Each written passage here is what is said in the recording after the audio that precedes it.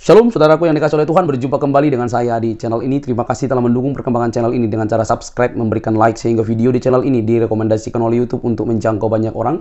Tentu teman-teman boleh memberikan komentar yang cerdas, sopan, yang menghormati orang lain. Dan saya meminta kepada teman-teman untuk terus mendukung saya dengan cara men-share video dari channel ini di berbagai media teman-teman, sehingga ada banyak orang yang mengetahui informasi dan kebenaran yang disampaikan melalui channel ini, dan ada banyak orang yang akhirnya dimerdekakan dari dosa oleh kebenaran dalam Kristus Yesus. Terima kasih, Tuhan memberkati kita. Saudaraku yang dikasih oleh Tuhan, firman Tuhan dengan jelas berkata bahwa kita harus memberi pertanggungan jawab terhadap orang-orang yang menyalahpahami keyakinan kita, agama kita, kepercayaan kita terhadap Tuhan Yesus.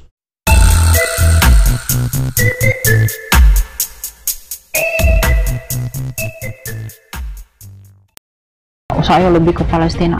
Lalu manusia yang di Israel yang mati itu juga apakah bukan manusia? Manusia juga. Nah, lalu kenapa kita harus mengatasnamakan Palestina atau Israel? Karena Palestina sekarang lebih banyak. Yang bukan masalah lebih banyak, bukan masalah kuantitas, tapi masalah jiwa yang hilang itu. Elia, saya mau tanya ini, ya. Kamu belajar dari mana ini? Semua apa yang kamu tunjukkan, ya. Saya lihat videonya luar biasa, ya. Saya salut, ya, sampai sedemikian hebatnya. Dari mana kamu belajar? Boleh ceritakan sedikit? Silakan, Eli. Oke. Ini kelasnya ada nggak, Pak Lidera? Baik, mantap. Kalau bisa dikeraskan sedikit kayaknya Kurang gede. agak besar ya. Coba saya setting juga dari sini. Mungkin. Oke, ini bagaimana? Sudah adakah? Mantap. Silakan. Elia. Oke, ternyata kurang dekat dia. Kurang dekat. Silakan. Bagaimana? Silakan. Jadi kalau ya shalom dulu ya semuanya ya teman-teman ya, salam Kristus Raja, selamat datang di live-nya Bapak Lidera. Ini live yang mungkin memberkati kita sekalian ya, dan mungkin ada beberapa kesalahpahaman yang harus kita jabarkan, tetapi apapun itu semuanya hanya untuk kemuliaan Allah kita di dalam Kristus Yesus Tuhan. Nah, berkaitan dengan yang ditanyakan oleh Bapak Lidera, dari manakah saya belajar? Saya adalah tipikal orang yang suka membaca. Saya suka membaca, saya suka belajar. Awal mula saya menggunakan TikTok itu awalnya untuk edukasi bidang keuangan. Karena saya adalah anak yang berkecimpung di bidang keuangan.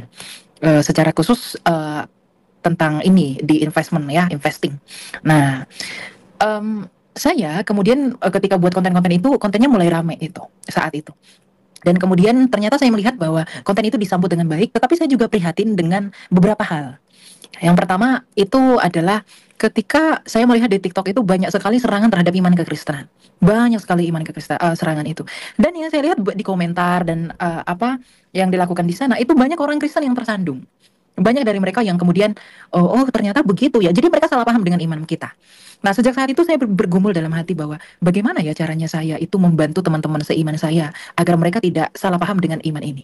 Nah, kemudian saat itu saya mulai mencari-cari, saya belajar, saya cari sumber belajar. Nah, ada kebetulan beberapa sumber belajar saya. Yang pertama itu ada dari Ibu Rita Wahyu. Ibu Rita Wahyu ya, seorang pengajar Ibrani. Saya belajar dari beliau untuk teks-teks Ibrani dan lain-lain. Kemudian saya belajar dari Bapak Bambang Nursena. Saya bukan murid resmi beliau ya. Saya belajar dari YouTube-nya. Nah, kemudian juga saya belajar dari Bapak Isra Soru, saya belajar dari Bapak Stephen Tong, saya belajar dari Bapak Budia Sali, saya juga belajar dari Romo Daniel Biantoro. Jadi baik Protestan atau Kekatolikan dan juga Ortodoks itu masing-masing saya pelajari. Nah, kemudian saya menemukan suatu konklusi atau kesimpulan bahwa ternyata kita satu di dalam pemahaman iman yang primer dan fundamental. Nah, ketika saya pelajari itu, saya semakin memahami bahwa iman kita ini adalah iman yang benar-benar tervalidasi. Tidak hanya sekedar mengimani, namun juga iman yang disokong kuat oleh data-data sejarah yang membuktikan bahwa hal ini menjadi indikasi bahwa Tuhan dan Allah kita itu menghidupi sejarah. Dan itu benar. Nah, ketika saya semakin cinta dengan Tuhan, kemudian saya belajar lebih jauh, belajar lebih dekat lagi, kemudian saya melakukan apologetika. Dan saya mulai berapologetika, saya mulai stitch video-video yang mulai salah paham dengan iman kita, ya. Kemudian saya meresponi mereka, memberikan jawaban-jawaban yang sekiranya dibutuhkan. Dan ketika saya melakukan itu, tiba-tiba akun saya semakin ramai. Dan ketika akun saya semakin ramai, saya melakukan strategi bagaimana caranya Injil ini diberitakan bagi dunia. Saya bukan tipikal yang polemikus ya, saya bukan polemikus, saya bukan orang yang menyerang, saya bukan tipe, saya itu penjaga. Ya, karena ketika saya ditawarin menjadi polemikus, saya itu menolak. Karena bagi saya tidak ada gunanya hal-hal yang seperti itu untuk berpolemik. Karena polemik itu saya pikir hanya menimbulkan kalah menang saja. Tapi kalau saya itu hanya untuk memberitahukan agar kalaupun tidak ada yang masuk, tapi setidaknya tidak ada yang keluar hanya karena kesalahpahaman. Jadi itu yang melatar belakangi kenapa saya belajar seperti itu. Dan tentu saya bukan dari latar belakang pendidikan teologi ya. Saya belajar sendiri, otodidak dengan berbagai sumber dan juga partner belajar. Dengan dengan berbagai apologet, saya juga ditambah ilmu pengetahuan dan di komunitasnya. Begitu. Pak Lidera. Ya. Luar biasa ya. Ya, ini kiranya juga bincang-bincang kita di sini menjadi inspirasi bagi anak-anak muda, ya, pemuda-pemuda kita, supaya kita mereka, ya, khususnya pemuda-pemuda bisa mencontoh. Luar biasa. Memang itu ya yang belajar dan terus belajar walaupun sudah tua, ya. Memang belajar itu tidak ada kata tua. Dan saya sangat salut dan saya hormati luar biasa, Elia, bahwa kamu sudah sedemikian luar biasa. Dan itu pasti saya yakin tidak terlepas daripada Roh Kudus yang sudah menjamah. Elia, luar biasa. Pasti. Amin. Ya. Sebelum kita lanjut lagi, mungkin banyak nanti ada ini om-om, tante-tante ya kan bertanya ya. Kalau saya dengar dari Elia ini seumur sama anak saya soalnya, jadi. Waduh, Jadi, saya masih 19 amin. tahun Pak Lidera, anak Bapak. 19 tahun. Haleluya, darah Yesus. Amin. Luar biasa, anak saya malah lebih tua. Elia, tapi itulah Tuhan Yesus tidak melihat umur. Tuhan Yesus tidak melihat rupa. Tuhan Yesus tidak melihat jabatan. Tadi Elia sudah menceritakan. Ya. Karena saya ditunggu Raja Salman mau makan ayam geprek.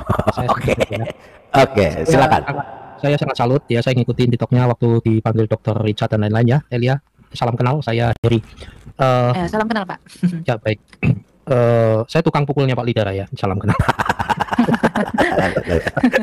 Tukang pukul teng-teng gitu ya. Oke, lanjut silakan. Sekitar 5 tahun lalu waktu masih zaman saya Facebook, saya belum tahu YouTube, saya pernah menyampaikan bahwa ini era kebangkitan apologis, para apologet. Doa harapan saya dan saya melihat saat ini telah bermunculan apologet-apologet muda yang pinter-pinter Pak. Salah satunya Elia ini. Luar biasa. Dan ini dorongan untuk anak muda. Sekarang susah loh Pak cari anak muda yang mau melayani karena banyak hedonisme dan lain sebagainya. Tetapi saudara-saudara sekalian, ingat ya, informasi dunia dan pengetahuan itu hanya sejauh jempol. Dan untuk para kadrun, saya juga setuju kita tidak sedang berpolemik, tapi menggunakan hak jawab dan hak untuk menjelaskan. Dan maju terus Elia, dengan talenta dan kapasitas Tuhan yang percayakan. Dan mari kita semua melakukan dengan prinsip do your best without thinking that you are the best. Karena pasti Tuhan punya urapan khusus lah untuk Elia. Saya sangat salut, ada padamu tidak ada pada yang lain. Saya mendukung itu. Dan saat ini kesimpulan saya, bermunculan yang muda-muda itu kita-kita yang sudah berumur, saya sih nggak tua ya, cuma Pak Lidar aja yang tua, hanya lebih berumur aja. Ya. Saya terima memang sudah kodratnya. Lanjut. Kami ini sangat welcome dengan anak muda, bahkan mendorong. Dan kalian ini eranya kalian, betul nggak Pak Lidara? Eranya kalian. Amin, betul. Iptek milik kita yang saat ini dunia setan itu sedang stres. Mereka sudah tidak bisa menggunakan data dan fakta lagi. Mereka tidak bisa menggunakan data dan fakta sejarah. Yang mereka bisa lakukan adalah klaim dan dusta. Dan tugas apologetika sekarang Pak Lidara dan Elia dan saudara-saudara sekalian jauh lebih mudah daripada zaman kami dulu waktu muda Elia. Kenapa? Saat ini tinggal menjawab kebodohan-kebodohan mereka, kesalahpahaman mereka. Luar biasa, dengan keberanian maju terus di dalam Tuhan ya Elia. Doa saya kamu dipakai Tuhan dengan luar biasa. Ini menjadi contoh untuk anak muda. 19 tahun ya. Waduh. Iya, luar biasa. Luar biasa. Tuhan memberkati. Amin. Kalau saya umur 19 tahun waktu itu masih bandel-bandelnya berantem terus. Iya Pak. Luar biasa. Pak jangan bongkar rahasia Pak sama Pak. Iya tak apa-apa lah. Baik. Sebelum kita lanjut ya, jadi itulah ya, Elia, kita salut dengan talentamu, terus jalankan. Saya juga salah satu beberapa kali saya Zoom dan dengan Pak Bambang Nursena, bahkan kita akan ke sana waktu itu, tapi karena beliau ada di luar kota dan saya juga banyak belajar dari mereka. Kurang lebih apa yang Elia sampaikan ya sama pelajarannya, makanya bahasa Ibrani semuanya ya kita pelajari, bahkan saya juga mengkoleksi buku-buku. Bahkan ketika saya ke Israel, yang pertama kali saya cari adalah buku berbahasa Ibrani. Ya, sebelum lanjut juga saudara-saudaraku yang di live chat, Elia Myron ini sudah saya tanyakan, salah satu yang akan kita bawa untuk ke tanah perjanjian Israel untuk mendukung apa yang dilakukan oleh saudara kita Elia Myron, supaya apologet dan pemberitaan firman Tuhannya lebih mantap lagi dan bisa dilakukan dengan baik dan benar. Ya Elia Myron, jadi saya sudah tanyakan juga, tapi untuk lebih afdolnya saya akan menanyakan juga di sini supaya yang di live chat juga mendengarkan sendiri. Elia Myron, bersedia nanti kita berangkat ke Israel pada bulan Maret nanti? Di bulan Maret, iya saya bisa Pak. Amin, haleluya, haleluya, Ya. luar biasa. Oke ya, supaya dapat juga nanti pelajaran-pelajaran, karena kemarin terus terang kita baru pulang tanggal 5 November kemarin, tanggal 23 Oktober kita berangkat, sedang terjadi perang besar di sana bersama Pak David King dan beberapa mungkin tahu dengan Ibu Fatimah Saktia dan Ibu Fadilah Hafiz. Kita baru pulang 5 November kemarin, dan nanti Maret kita akan berangkat lagi. Elia Myron, salah satu pesertanya, luar biasa. Haleluya, Tuhan Yesus memberkati. Silakan Pak David King, apa yang mau dibincangkan dengan Elia? Silakan. Ya, luar biasa ya. Jadi apa yang disampaikan Pak Lidara dengan Elia ya, bahwa seorang apologet muda yang energik, yang secara otodidak tadi dikatakan mempelajari banyak hal untuk menjawab orang-orang yang selama ini mereka tidak memahami kekristenan, Alkitab, Tuhan Yesus, ya, Rasul Paulus dan lain sebagainya. Mungkin mereka hanya mendengar pengajaran-pengajaran dari ustadz-ustadz mereka, guru ngaji mereka atau kiai mereka, yang juga tidak berilmu secara mendalam tentang kekristenan. Sebentar Pak King, Ya. satu detik sebentar. Ini tendang dulu sampah yang warna pink Pak Lidara. Ada di ini yang diserupakan. Jangan takut, ini yang Ya. diserupakan. Ini talang air yang diserupakan. Dia dari kita juga, bukan yang asli. Jangan takut. Ya lanjut Pak King. Ya, Syukurin, aneh-aneh aja sih kalau punya nama. ya Silakan saya Pak King. harapkan semua anak muda ya, kekristenan itu harus benar-benar belajar sekarang ini. Karena para penyesat ini banyak sekali terjadi di TikTok, di Facebook, mungkin di Twitter atau di StreamYard ini ya, YouTube. Banyak sekali menyerang tentang iman Kristen yang pada dasarnya mereka tidak tahu apa-apa tentang iman Kristen itu. Dan apa yang sudah disampaikan oleh Elia tadi itu memang luar biasa. Nah, saya ingin bertanya saja kepada Elia, selama menjadi apologet ini, apa kendala ketika Anda berdiskusi dengan para polimuter atau polemikus yang notabene-nya mereka sering menyerang tanpa dalil yang bisa dipertanggungjawabkan. Seringkali mereka hanya mengarang dan membalikkan firman Tuhan.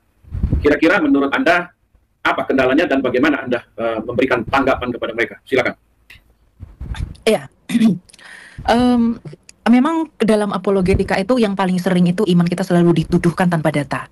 Seringkali secara teologis dan secara historis, secara apa namanya, secara teologi ya, bagaimana doktrin iman kita itu diserang dengan cara mereka tanpa mengetahui apa sebenarnya yang kita imani. Kemudian juga secara historis kita dipersekusi tanpa mengetahui apa dasar sejarahnya. Yang menjadi kendala itu ya kebebalan itu, Pak. Ya. Iya. Kita kekristenan tidak pernah kekurangan data. Wong kita di abad pertama kok. Gereja Katolik itu menyimpan semua data kita. Di Gereja Timur pun ada. Semua tersimpan dan bisa diakses. Gereja tidak pernah menutupi itu. Artinya apa? Apa yang kita imani itu juga dibangun atas dasar jejak histori atau jejak sejarah. Jadi orang nggak bisa tipu-tipu iman kita. Tapi kalau kemudian mereka langsung menggunakan asumsi teologis mereka, menggunakan pandangan iman mereka, kemudian dicocokkan kepada kita, ya, dan dipaksakan, itu yang menjadi rusak. Tapi ketika kita sajikan data, mereka tidak mau terima. Kendalanya hanya di situ, kebebalan mereka itu. Tapi memang demikian. Kan Tuhan Alkitab berkata, pemberitaan tentang salib adalah kebodohan bagi mereka yang ditentukan untuk binasa. Mereka menganggap itu sebagai sebuah kebodohan. Tidak mungkinlah Tuhan itu mati, tidak mungkinlah ada firman, tidak mungkin Tritunggal, tidak mungkin ini itu. Mereka membatasi sebentar. Mereka membatasi Tuhan itu dalam rasio mereka. Jadi selama saya berapologetika, saya tidak pernah kekurangan data. Saya mau, saya ajukan semua. Bahkan saya kadang-kala belajar filsafat, belajar beberapa hal, cara berpikir, agar bagaimana sih caranya saya menyampaikan doktrin iman yang memang sulit ini kepada mereka dengan sederhana. Saya selalu berusaha agar penjabaran saya itu sesederhana mungkin, agar semua orang mengerti apa yang saya sampaikan. Dan puji Tuhan, memang banyak yang mengerti, tapi banyak juga yang tidak mengerti. Nah, itu beban saya. Bagaimana cara mengkomunikasikannya kepada mereka? Nah, saya sampai saat ini juga masih perlu belajar, saya mengevaluasi diri. Apakah memang mereka itu tidak mengerti karena kebebalan mereka, atau mungkin mereka tidak mengerti karena memang penyampaian saya yang harus lebih sederhana lagi. Nah, itu beban yang masih saya bergumul Pak sampai saat ini. Jadi terkait dengan metodenya saja. Kalau data saya disokong dari teman-teman banyak sekali. Apa yang saya minta selalu disediakan. Masalah buku-buku, literatur selalu diberikan. Tapi kemudian bagaimana mengolah itu semua, dikemas menjadi satu produk yang bisa dihantarkan dengan mudah kepada publik, itu yang menjadi beban dan tanggung jawab saya. Agar saya nggak ngomong-ngomong doang, tapi orang nggak nyampe pesan saya. Karena Injil itu kan bagaimana caranya sampai ke semua orang, karena Injil itu untuk semua orang toh. Nah, jadi itu sebenarnya yang menjadi beban saya untuk semakin belajar lagi cara pengkomunikasiannya dengan semua orang. Gitu. Ya. Ya, luar biasa. Satu lagi ya sebelum ke teman yang lain. Apa yang menjadi titik serangan mereka yang utama ya terhadap iman kekristenan? Apa ya? Bentar ya, Pak ya. Oke. Saya minum dulu santai. Ya, nanti aja. Apa yang menjadi Santai Elia, santai. Silakan. Iya. Apa yang menjadi titik serangan mereka paling utama? Sebenarnya Yesus Kristus itu. Mereka tersandung oleh karena kemanusiaan Yesus. Ya, mereka itu selalu berdalihnya, kenapa Yesus itu diangkat jadi Tuhan? Bahkan ada saya lihat di podcastnya seorang tokoh terkenal, ada seorang narasumber yang ngomong dengan lantangnya bahwa semua dunia tahu bahwa Yesus diangkat jadi Tuhan pada tahun 325. Lalu Lukas 2 ayat 11 mau dibuang kemana ketika malaikat mengatakan, hari ini telah lahir bagimu Kristus Tuhan di kota Daud. Ini orang-orang seperti yang kurang literasi ini yang perlu kita berikan pemahaman. Mereka bertebar kemana-mana seolah-olah sudah mengerti iman kita, tapi sebenarnya mereka tidak mengerti. Nah, kendalanya itu Pak. Orang-orang ini seakan-akan sudah punya kredibilitas di publik. Kalau saya belum punya legal apapun. Saya hanya anak kecil yang berusaha untuk memberikan penjabaran semampu saya. Tapi orang-orang yang sudah punya legal ini tapi tidak bertanggung jawab atas apa yang mereka ucapkan. Dan kemudian itu mempengaruhi orang dan kemudian menjadi tersandung. Itu yang saya jaga, agar orang-orang tidak tersandung. Dan kebanyakan teman-teman Kristen itu tersandung oleh karena apa? Kemanusiaan Yesus Kristus. Enggak mungkin lah Tuhan jadi ini, enggak mungkin lah Yesus itu ini, bla bla bla bla bla bla. Yang kemudian orang-orang seakan-akan berpikir, oh iya betul juga ya. Itu yang menjadi titik serangan mereka. Di mana-mana Yesus yang dibahas. Yang kemudian itu untuk dibuat terlihat benar tuduhannya, agar tuduhannya terlihat baik gitu ya, agar tuduhannya terlihat valid. Kemudian mereka mulai menyerang Alkitab. Alkitab itu kan ditulis oleh si ini, oleh si itu. Ini kan tidak ori, bla bla bla, direvisi. Itu yang perlu dijawab. Jadi kalau titik serangan mereka itu yang paling sering kali saya hadapi dalam apologetika saya itu ya kemanusiaan Yesus Kristus. Dan kadang mereka menggunakan logika mereka untuk mengevaluasi itu. Misalnya, mari kita gunakan logika kita. Mungkin nggak Tuhan mati, mungkin nggak Tuhan ini. Padahal itu logika mereka masih sebatas logika kecil. Karena logika Kristen itu sudah di atas. Karena kalau berbicara tentang Allah itu adalah sesuatu yang supra, di atas rasio. Bukan lagi berbicara rasio, tapi mereka menggunakan rasio. Ini yang mereka nggak pahami. Itu yang kemudian menjadi kendala juga. Yang menjadi kendala, tapi kemudian itu yang sering diserang. Jadi mereka tidak mengerti, tapi mereka menyerang. Makanya saya selalu katakan begini, semua tuduhan yang dilontarkan kepada kekristenan, itu sejatinya adalah tuduhan yang disebabkan oleh ketidaktahuan. Hanya ngikut-ngikut saja. Tapi ketika sudah diberitahu, oh ternyata begitu. Ada yang mengerti, ada yang tidak mengerti. Jadi yang buat orang itu sering pada poin apologet itu atau kekristenan itu sering diserang, ya pada Yesus Kristus pribadinya dia.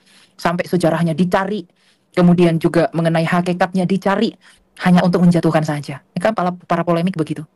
Gitu Pak, jadi memang Yesus Kristus akan menjadi trending topik di seluruh dunia sampai akhir zaman.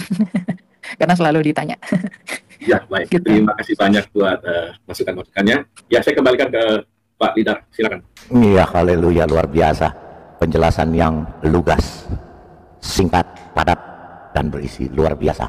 Memang Elia dan saudara-saudaraku di room maupun di live chat, sampai kiamat Yesus jadi trending topik karena dia Tuhan dan dia akan menjadi sorotan semua manusia di dunia.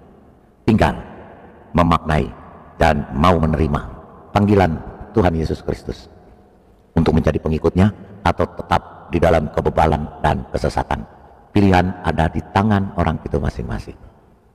Haleluya. Silakan Lemerian Roksar, sesama anak muda. Silakan.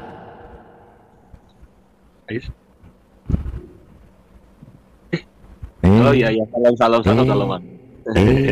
Wah, wah. Silakan. Ya, saya sih support sih, mantap lah dengan adanya apa kayak Bro Elia ya, ini kayak Kiamat, anak-anak muda, mantap lah. Emang dunia apologet tuh perlu beregenerasi. Ya, saya rasa sih mantap lah. Saya support lah. Dan tadi jawabannya juga mantap. Saya suka. Ya, cuma mungkin ya itu saya paling kasih masukan kalau di mereka itu sebenarnya kita jangan sampai kepancing emosi aja kalau ngadepin mereka itu. Jadi berarti kita ngomong, berarti saya mengutip sebuah kutipan yang sering dikutip sama Presiden Amerika, Pak Eisenhower. Dia bilang mengatakan bahwa kalau Anda ingin berdiplomasi, siapkan pentungan yang besar di belakang. Ya, jadi kita ngomong santai, nggak usah pakai emosi, tapi kasih pentungan di belakangnya gitu loh. Supaya mereka tidak bisa, ya karena mereka ini hobinya memang lari sana lari sini, ya itu yang harus harus dijaga. Supaya mereka jangan sampai lari ke topik. Kalau misalnya mereka udah mulai lari ke topik lain, kita kembalikan lagi ke topik itu. Sampai mereka jengah sendiri, sampai mereka kuak sendiri gitu. Sampai mereka menjawab. Kalau nggak jangan mau dibawa lari, balikin lagi, jangan mau dibikin makin melebar karena mereka maunya begitu. Ibaratnya gini, saya kasih contoh. Kita lagi ngomongin tempe, dia lagi bertakian nih tentang cara bikin tempe.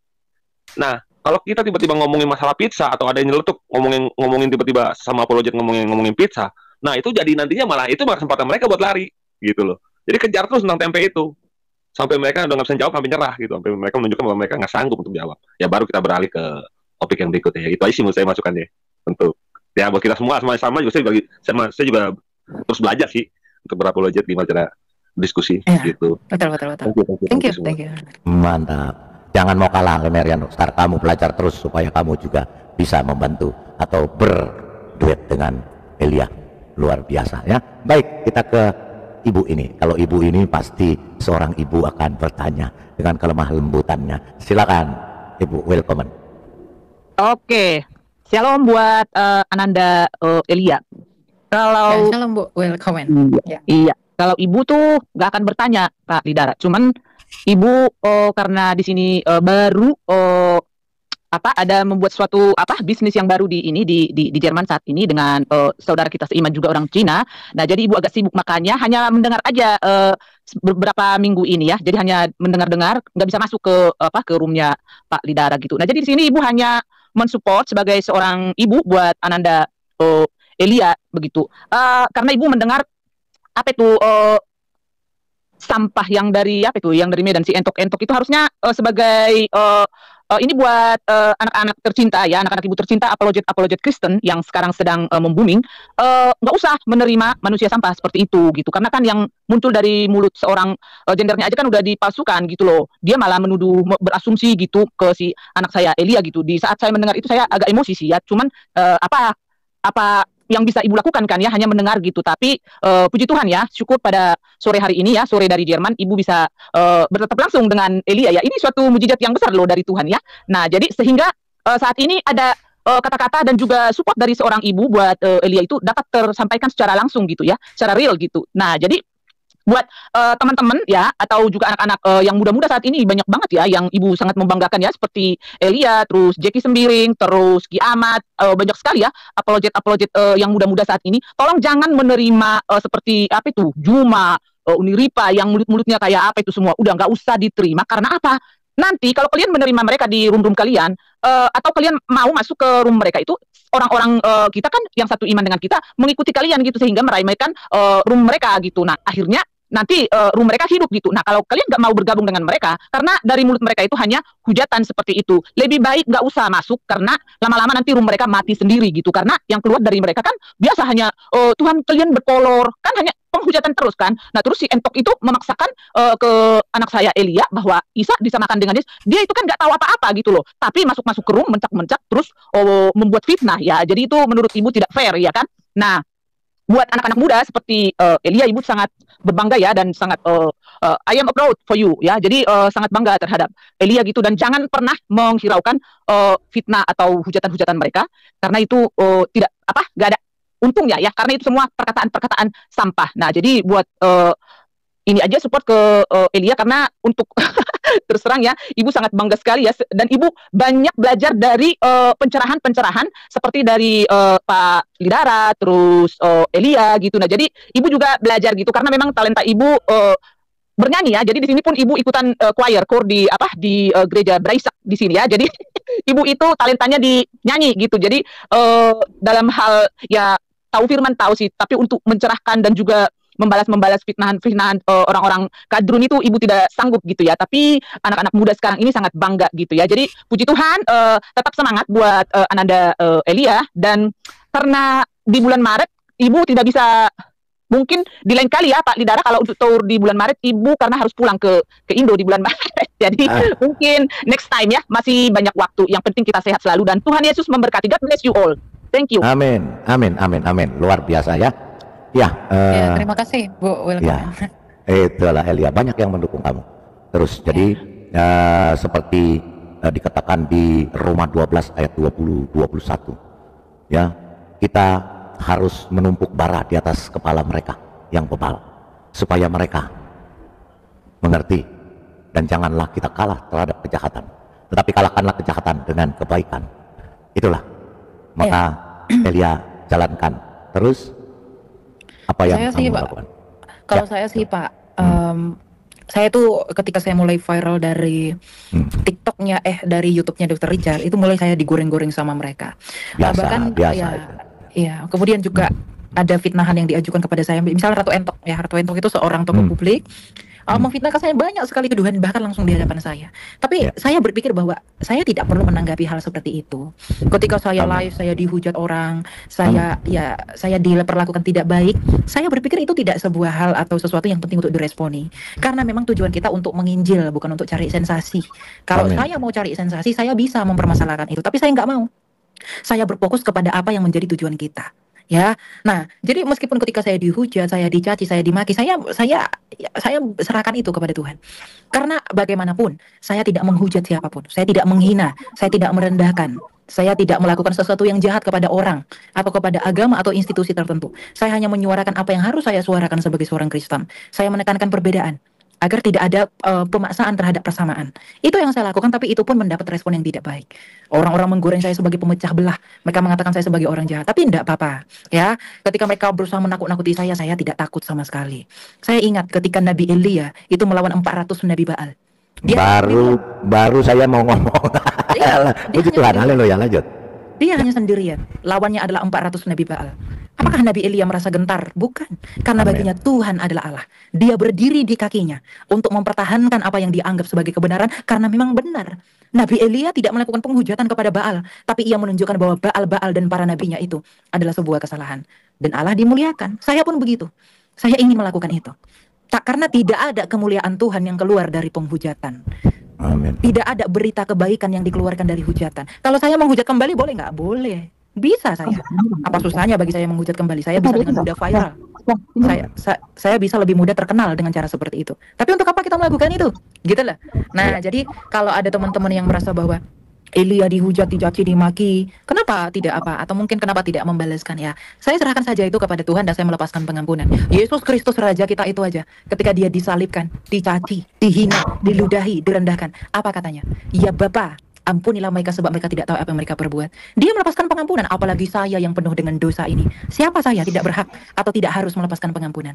Begitu. Jadi berdiri di atas kebenaran itu adalah motivasi yang utama. Ya, selama kita tidak menghujat, tidak melakukan apapun, tidak dalam artian tidak merendahkan siapapun, oknum siapapun, manusia siapapun, kita tetap memberitakan Injil karena bagaimanapun emas tetaplah emas. Nanti pada akhirnya mereka akan menyadari itu, ya. Karena saya berpikir bahwa ketika orang-orang menghujat saya, ketika orang-orang berusaha menjatuhkan saya, tentu mereka sedang di dalam psikologi emosi mereka.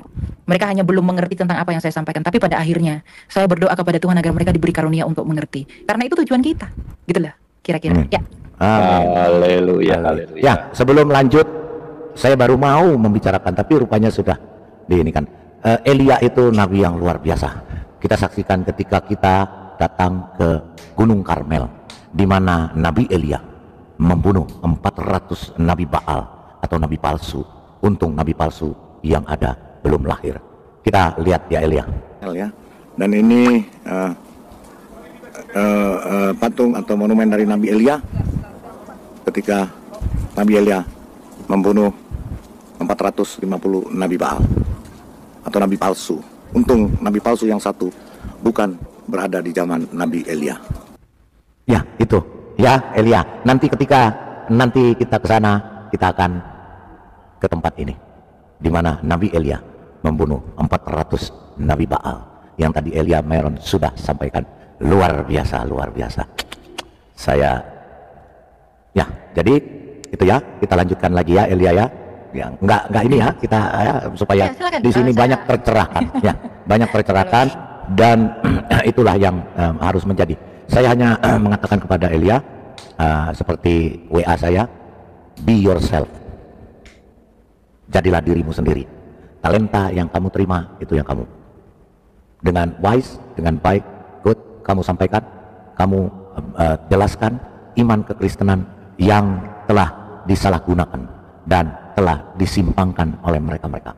Haleluya, luar biasa. Pak Bidara, satu lagi ya, boleh? Silakan, boleh, silakan. Elia ya. Pengalaman Anda ketika berdiskusi, Anda berdiskusi lah dengan mereka ya. Ya, jadi apa ya yang mau saya sampaikan adalah menjadi Sebentar. saya. Okay. Elia, Pak David King mau sampaikan lagi sesuatu Ya, ya. silakan Pak. Saya tanyakan kepada Elia, pengalaman Anda selama berdiskusi dengan pihak polemikus ini, kira-kira Anda menilai mereka itu gentleman atau mereka memang tukang takia? Karena pengalaman saya lihat dalam diskusi-diskusi, hanya di saya suara yang tidak ada ya atau di mana ini? Suaranya nggak kedengeran nggaknya Elia? Suaranya kayaknya nggak kedengeran ya Elia ya di kamu ya? Iya nggak ada Pak David. Pak David. Pak David. Kalau di sini jelas. Jelas, yang lain jelas Elia. nah loh, Saya kedengeran ya, Di saya nggak ada. Pak Oh, David. Iya, di Ibu juga jelas kok. jelas ya? Iya. Oke, jelas. Pak Sebentar Pak Dikari, King. Iya sebentar Pak King. Di Elia rupanya mungkin ada ini ya. Di Elia suara saya kedengaran? Suara Bapak Lidara ada, suara yang Oke. lain ada. Tes, kalau suara saya gimana Elia? Ada. Kedengaran. Ada. Pak hanya Pak David itu saja yang nggak kedengaran. Iya, harus baptis dulu Pak, wudu dulu Pak. Suara saya yang lain kedengaran nggak? Kedengaran, Pak. Kedengaran. Wah. Waduh, ini ada Ada jin kadrun. Pertanyaan saya ini yang mantap, jadi mungkin Oke, nggak apa-apa Pak King, nanti saya sampaikan ke Elia ya, silakan. saya tanyakan begini. Ya. Pengalaman dia selama dia menjadi apologet berdiskusi dengan para Nanti saya translate Pak King, tenang aja. selama dia berhadapan dengan mereka, bagaimana dia menilai setiap orang yang dihadapi itu memang mereka bersikap sportivitas atau sebaliknya yang Oke. dihadapi? Ya itu aja. Ya. Jadi pertanyaan Pak King, Elia mungkin nggak dengar ya, tapi suara saya kedengaran ya Elia ya. Ada. Baik ya, jadi pertanyaannya Pak King ini, selama Elia berapologet ya, ketika menjelaskan iman kekristenan kepada mereka, apakah balasan mereka itu sesuai ya apa yang mereka sampaikan? Bagaimana pemahaman mereka sebenarnya terhadap iman kekristenan? Begitu ya Pak King ya? Ya ada takiahnya enggak Pak? Sportif apa tidak sportif? Mereka sportif atau tidak menjawab kedengaran, gitu? Sudah Udah kedengaran ya? Ada. Baik. Oke, ada takiyahnya nggak gitu ya? Iya. Ya. Malam semuanya. Iya, Malam, selamat malam. Malam sebentar Buti habis ini ya. Silakan Elia. Ya itu sebenarnya maksudnya kalau mereka itu kan kita beri pemahaman, itu tergantung respon hati mereka sebenarnya. Ada yang memang menerima, ada yang memang menolak. Kalau orang yang menerima itu adalah orang yang pengen belajar, yang menolak itu kan hanya untuk orang yang berpolemikus. Ya, sekalipun mereka menggunakan pola pikir atau logika mereka, tapi itu pun bisa dijawab bahkan dengan mudah sekali ya, karena logika yang mereka dasarkan itu bukanlah logika yang harusnya digunakan untuk mengetahui Alkitab dan iman kita. Nah, bagaimana respon mereka? Karena mereka sebelum seperti yang saya ucapkan tadi, karena kebanyakan dari penanya-penanya ini adalah orang-orang yang sama sekali belum tahu dasar-dasarnya, maka yang menjadi penting dari kita itu adalah memberitahukan mereka nih apa yang menjadi dasar-dasar apa yang kita imani. Jadi ketika mereka sudah tahu dasarnya, mereka sudah tahu alasannya apa, latar belakangnya bagaimana, kemudian kita jabarkan. Jadi secara sistematis diberitahu kepada mereka. Dan saya pikir hal itu efektif lebih banyak. Karena ketika saya melakukan itu, ya banyak yang non-Kristen bisa mengerti. Dan mereka juga menyadari bahwa selama ini mereka salah paham terhadap iman kita. Jadi itu tergantung pribadi. Pribadi dan sikap hati setiap orang. Ada yang memang mau belajar, ada yang memang hanya untuk berpolemik. Itu kelihatan kok dari cara mereka bertanya, dari narasi-narasi yang mereka sampaikan, itu bisa ketahuan. Gitu. Ya, baik, terima kasih. Silakan Pak Lidara. Ya baik, oke ya, barusan ada telepon soalnya. Ada ini ya karena penuh roomnya ya, jadi mungkin gantiannya karena ada juga yang mau naik, kita sementara. Ibu turun dulu ya Pak Lidara dan semua yang ada di room ya. Shalom semuanya, Jesus bless you all, bye. Amin. Ya baik, terima kasih Bu Wilkomon. karena ada yang mau naik juga ya. Jadi silakan. Elia sudah? Sudah. Ada. Baik, ya, oke ya. Nah, ada lagi Bu Uti Watimena. Silakan Bu Uti. Iya, terima kasih. Saya lagi di rumah sakit nih, lagi dirawat nih Pak. Oh ya, kenapa Bu? Enggak, kemarin kan mau di kemo, besok tanggal 1 kemo, cuma kondisi saya nggak bagus, jadi dirawat dulu supaya siap kemo besok, mudah-mudahan. Tapi tadi kan rencana kan diisi darah kan 4 kantong, tapi tadi pas kantong yang keempat saya gatal-gatal, jadi nggak dilanjutkan, jadi cuma 3 kantong. Doakan supaya besok di kemo. Ya, kita doakan ya, nanti kita doakan ya, Ibu, pasti kita berdoakan. Ya. Ada yang mau disampaikan kok, Mas? Ya, Ibu? luar biasa ya, kalau kita Ya. Pak Lidar ya, kalau kita melihat perkembangan ya, dunia perapologetikan orang-orang Kristen ya. Saya ingat waktu zaman-zaman saya dulu ya, waktu masih di Facebook ya, itu memang cuma saya satu-satunya sih ya, cuma saya satu-satunya perempuan gitu kan. Dulu memang banyak ya di Facebook, banyak perempuan, tapi mereka nggak berani tampil di YouTube gitu kan. Nah, pertama saya, lalu waktu itu ada Fatimah Sa'diyah, lalu lahir juga Ibu Fadilah gitu kan. Satu persatu muncul para perempuan-perempuan yang kelihatannya mereka tuh nggak asal modal berani Pak ya. Saya lihat mereka itu belajar dulu ya, kayak Sofiatul, mereka belajar, lalu tampil lagi yang muda-muda ini, wah luar biasa ya. Luar biasa, saya seneng banget ngelihatnya. Karena apa? Ya karena ini pelayanan kita ini harus estafet, dan kita juga harus nggak cuma modal berani ya. Karena kalau kita modal berani lalu modal hanya mengikuti ya perintah Tuhan, jadilah saksi, tetapi ketika kita berhadapan dengan para polemikus itu kita gelagapan gitu kan, kita gelagapan, dan akhirnya nama Tuhan malah dipermalukan ya. Jadi memang diperlukan orang-orang yang belajar benar, yang tahu persis, yang menguasai, dan yang punya hikmat kayak Eli gini ya. Elia luar biasa sekali ya, masih muda sekali ya, yang menjadi tipe dari ciri khas dari Elia ini, dia lembut sekali ya. Nah, ini menarik perhatian banyak orang ya. Seharusnya inilah kita semua seperti ini ya. Beda banget dengan saya ya. Orang-orang sampai sebel dengar suara saya karena suara saya menggelegar ya. Tetapi Iya, masing-masing kita punya. Bu Uti ini penyerang. Kita juga striker sekaligus penyerang soalnya. Lanjut. Iya, memang awalnya dulu saya juga seperti Elia ini ya, ingin mewartakan firman Tuhan aja. Memang kalau kita bicara tentang Alkitab aja, memang itu pun ya, kalau itu kena jawabannya itu bagus-bagus banget, itu orang udah kelojotan gitu kan. Orang-orang udah kelojotan, apalagi gitu kan kalau kita bicara tentang mereka gitu kan. Nah, tapi masalahnya waktu itu saya suka sekali bicara Alkitab, tapi ternyata ya dampak psikologisnya. Nah, itu ya. Dampak psikologisnya dari kita yang hanya mau bicara Alkitab itu saya rasakan sendiri, akhirnya sepertinya kita ini hanyalah orang yang membela diri gitu. Ya, hanyalah seperti orang yang membela diri, sama sekali di sebelah sana tidak ada kesalahan, dan mereka menyerang kita, dan kita hanya defender ya, orang yang hanya bertahan. Nah, status orang yang bertahan itu ya kita tahu ya, bahwa orang yang bertahan itu menerangkan terus. Akhirnya mereka punya pola, tuh lihat, kesalahan hanya ada di tempat Anda, kata mereka gitu kan. Kami ini sempurna, kami tidak pernah salah ya kan. Kamu tidak tahu apa-apa. Jadi mereka lebih suka, makin suka, para polemikus itu makin suka. Nah, saya belajar dari situ, akhirnya saya beli itu buku-bukunya, segala hadis, segala, saya pelajari juga, saya nggak mau. Akhirnya ya 50-50 lah, kapan kita harus menyerang, kapan kita harus buka mata mereka ya, tentang kepedeannya itu ya, kepedean mereka itu kita juga harus buka gitu. Ya, tetapi ini dari pengalaman saya ya, kalau Elia kan punya bagaimana dia panggilannya ya, terserah ya. Tetapi yang saya lihat juga ya, ketika kita buka Alkitab pun kita menjawab dengan benar, mereka udah kepanasan gitu.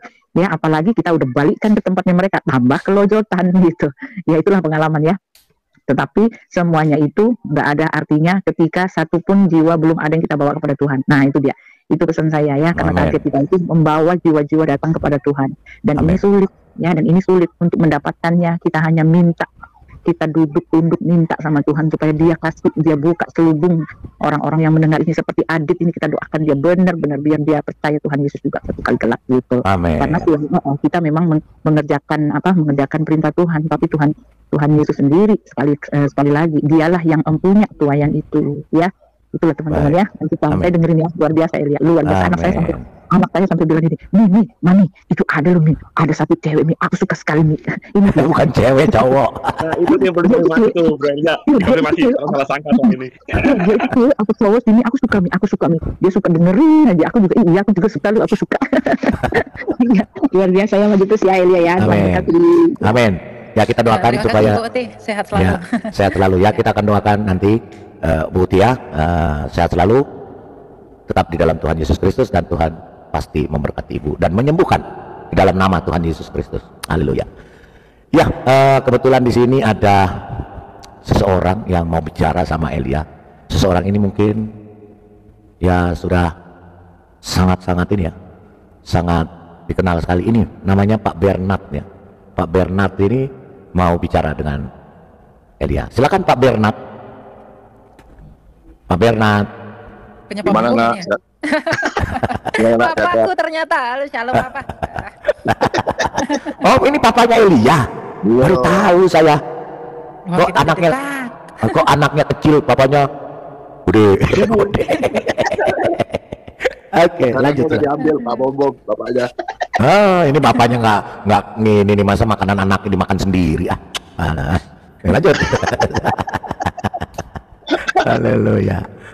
Silakan. Ya, gimana? Lagi rame-rame kah? Iya, lagi bincang-bincang santai dengan Elia Myron, dengan ya saudara-saudara kita yang ada ingin tahu bagaimana sih kiat-kiat dan apa yang dijalankan Elia, karena sekarang ini ya terus terang ya luar biasa Elia ya, jadi pusat perhatian ya, baik kawan maupun lawan. Haleluya. Ya gitu Pak Bernard ya. Pak Bernard tidur terus sih, orang udah ngomong baru bangun. Enggak. Oh gitu. Kan turun ke sana kemari di lapangan gitu. di TikTok. Oh mantap. Saya belum ke TikTok sih, aduh belum bisa. Nanti kalau sudah saya akan ke Elia. Kalau ke TikTok harus bahasanya mirip Elia, harus orang galak dari lembut. Saya nggak galak-galak amat. saya udah 3 di band. Ya, di Soalnya sini itu panas. iya, di sini ada yang ngira, soalnya aku kira cewek Kak Elia. Ya sekali lagi ya disampaikan ya. Waduh, ini mesti diklarifikasi juga nih Elia nih. Iya bro, biar orang nggak salah sangka bro. Sampai salah sangka. Ini Untuk saya juga awal-awal salah sangka. Nih saya bingung, ini cowok cewek ya kan gitu. Pak, Lenerian udah mau kirim surat itu Pak Lenerian. Coba Elia sendiri yang sampaikan ya. Bagaimana? Ada yang salah sangka soalnya nih.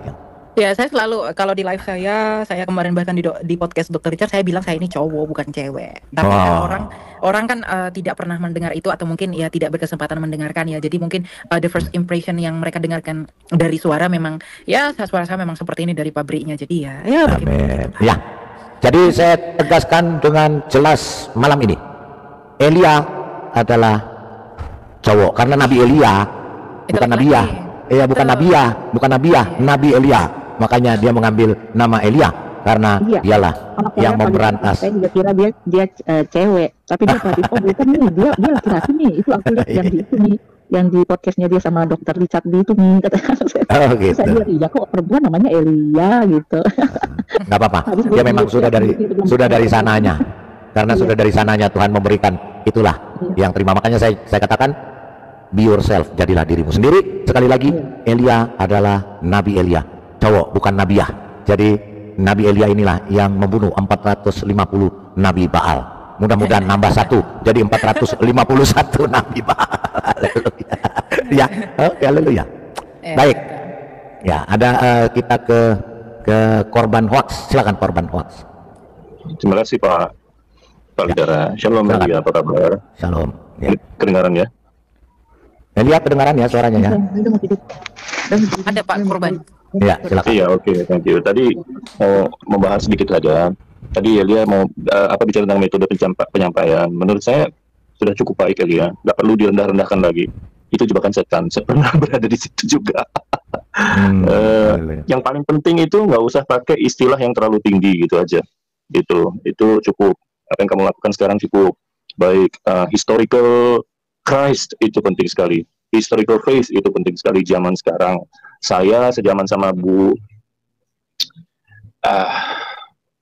mungkin lebih tua dikit kali ya untuk apologetik gitu loh. Karena di zaman saya apologetik itu ditangkap-tangkapi gitu. Terus kita mainnya di YouTube itu sesudah kita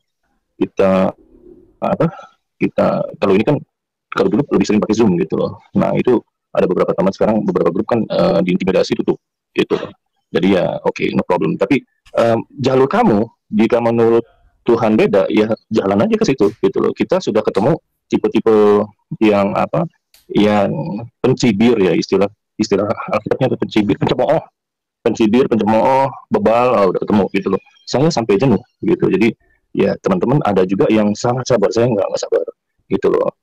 Terus kalau dulu itu merasa kita harus ngerti kitab mereka gitu loh. Karena kalau saya pribadi tuh untuk mengerti Alkitab mudah lah, gampang. Tuhan kasih karunia itu besar buat saya tuh, saya bisa jelaskan Tritunggal dengan mudah lah gitu loh. Jadi itu yang paling penting sebenarnya untuk Elia itu pekabaran gitu. Orang-orang mau bertobat atau enggak, serahkan saja kepada Tuhan, berdoa saja kepada Tuhan gitu loh, supaya mereka percaya pada nama Yesus gitu. Tapi kalau zaman dulu kita itu tarik-tarikan, kita ditarik ke sana atau kita narik mereka kemari gitu loh. Tapi kalau saya lihat sih zaman sekarang lebih baik pelurusan informasi yang benar, pelurusan firman yang benar itu lebih baik gitu. Jalur yang lebih mulus lah, kurang lebih begitu. Tetap dalam perjuangannya Elia ya, tetap semangat ya. Banyak yang teman-teman yang diam-diam tapi memperhatikan gitu ya. Oke, God bless. Makasih Pak Leader. Saya kembalikan. Baik, ya. Terima kasih Pak Korban Hoax. Nah, kita ke Aditya Taliang. Silakan Aditya Taliang. Taliang apa Taliang apa Talang ini ya? Talang air. Talang air. Oke. Berarti dia ngaku sendiri. Dia talang air. Silakan Aditya Talang air. Silakan. Assalamualaikum. Wah, waalaikumsalam. Saya kebetulan bahasa Arab. Oh ya, pantas. Pantas saja. Saya mau bertanda, cuma kalian semua serius ya udahlah. Iya. Yang belum tahu jadi serius, tapi kita yang sudah tahu udah, apalagi Lemerian yang sudah tahu. Ya. Silakan Aditya Talang air. Ya, saya tadi juga mau menceritakan seperti yang dijelasin Bu Udi ya. Memang kepala batu itu dimaklumi lah. Jelasin apapun mereka tak mengerti, mereka penyangkal. Jadi itu gak perlu kaget kita.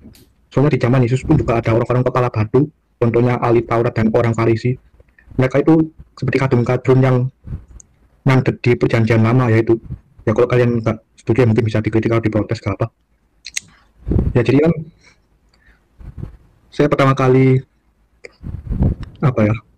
agak bergoncang pas dulu sedikit sih karena dengar ceramahnya Zakir Naik, Yesus ini, Yesus itu, Yesus ini, itu membuat saya kepikiran dan melamun.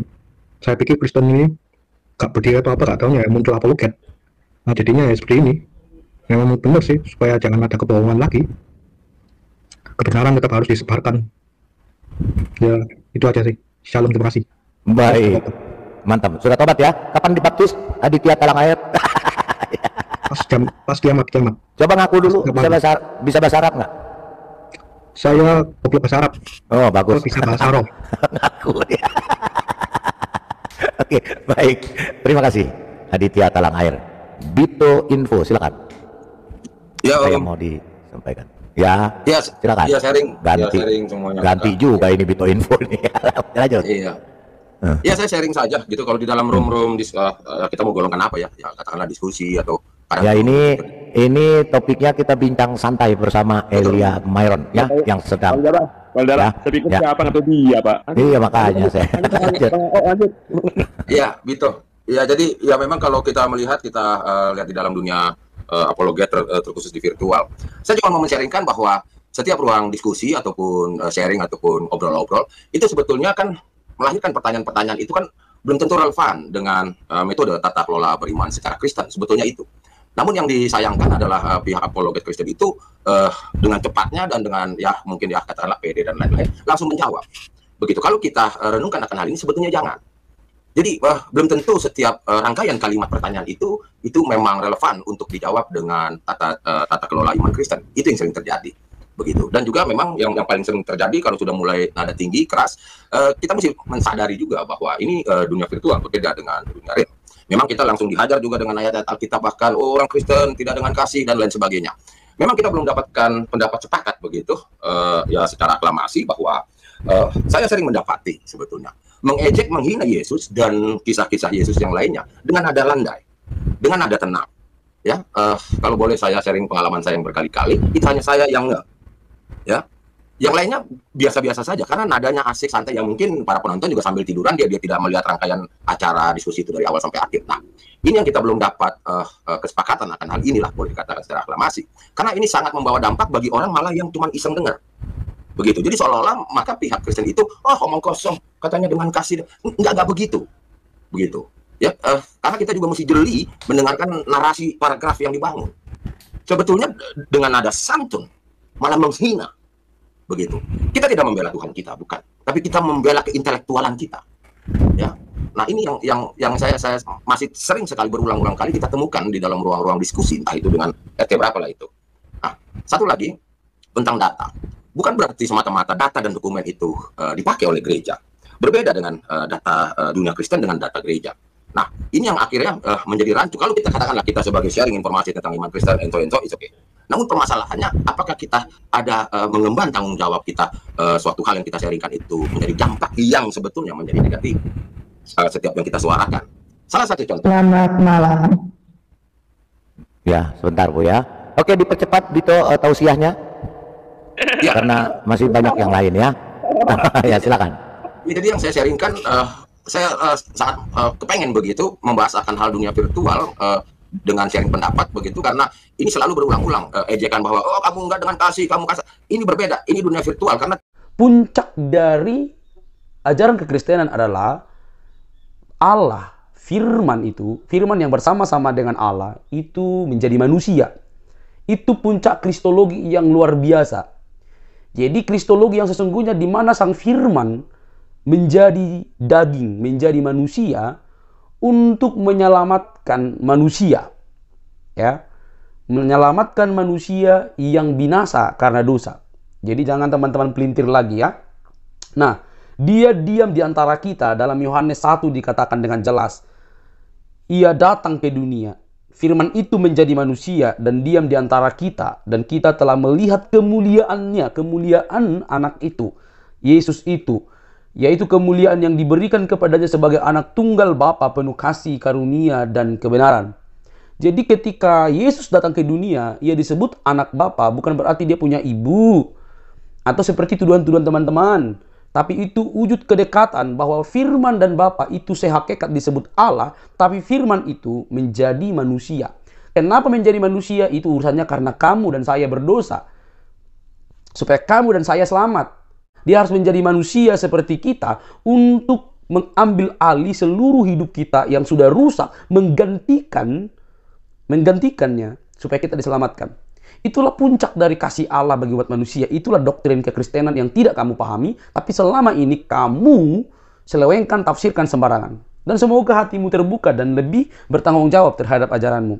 Kalau kamu tidak yakin, ya udah, tinggal berpikir saja. Tetapi dalam kekristenan, keselamatan itu mutlak dari Yesus Kristus, tidak ada yang lain. Dia datang dari surga untuk manusia supaya diselamatkan. Jadi jangan kepanasan, silahkan berpikir dengan waras sambil minum air putih supaya teman-teman tidak kepanasan dan tidak main tuduh dan tidak main klaim, tapi semakin sadar dan semakin pintar berwawasan untuk meyakini sesuatu. Sampai di sini teman-teman video saya. Jangan lupa tekan tombol subscribe, like, komen, dan share. Sampai ketemu di video selanjutnya. Bye-bye.